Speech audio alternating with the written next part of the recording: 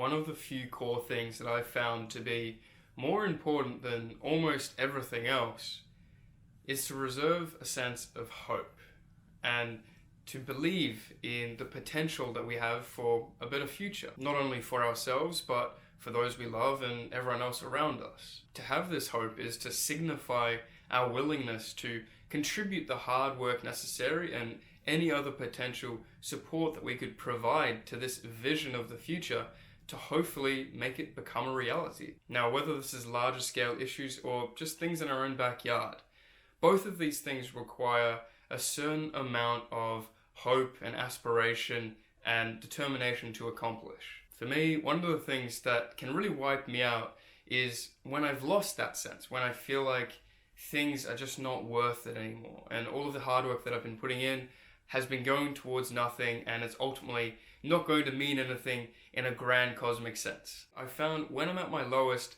is usually when that ideal future, that thing that I've been striving towards, shatters in some way, or I've just lost sight of it and it's disappeared from my awareness. When this happens, it can be really difficult to try to pick up all of the pieces again, or to even find where these pieces have gone. Being sure to cultivate this sense of mission and purpose on a day-to-day basis, for me at least, I found to be extremely important to just keep me sane, to be honest. Whether these are small missions or big missions, it's useful to keep them in the forefront of our minds. And one of the ways I've found to do that is I use a whiteboard. And all I write down is a list of the different things that bring me joy. And if curated correctly, this list should be able to give you a really good perspective of all of the cool things that you could potentially be doing with your time outside of, be it procrastinating or wasting time on some other things that you don't genuinely care about. This list is a reminder of all of the potentially great uses of our time. But also, and this leads into my next point, which is probably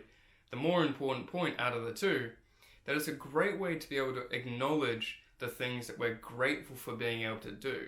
And I think in a more broader context, having a sense of gratitude that we are simply able to even conceive of having a better life or have the opportunities to being able to do extra pieces of work here and there, or to contribute in different kinds of ways to different kinds of things that we have come up in our lives, is a phenomenal opportunity, let alone the sheer magnitude or the sheer unlikeliness of our existence being the classically quoted 400 trillion to 1. Simply to say that our individual existence as the people we've found ourselves to be is so improbable that it's not only something to be marveled at, but something to be extremely grateful to have the opportunity to be able to participate in.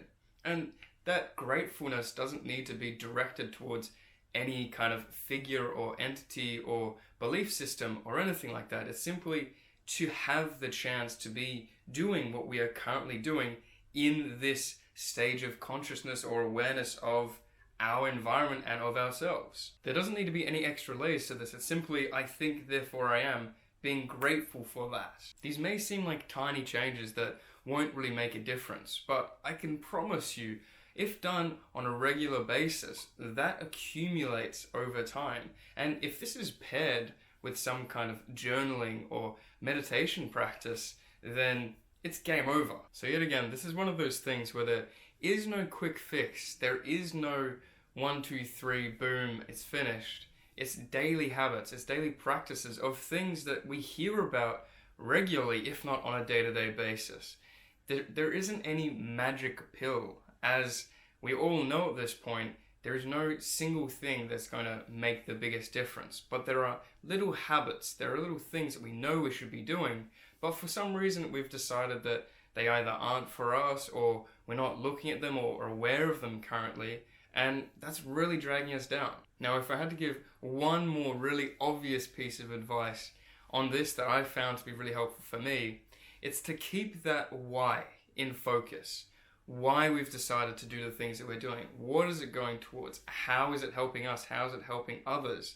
And then from that place, it's a really, really solid foundation to being able to put our backs up against the wall and make something of a situation, to being able to really push through difficult times when it feels like we won't be able to make things work. I suppose that's why there's the great quote by Nietzsche that goes, "He who has a why to live can bear almost any how." So don't just believe me on this. Well, it's about that time again where I'm going to have to sign off for now. So, as always, thank you for watching, thank you for being here, and I'll see you next time.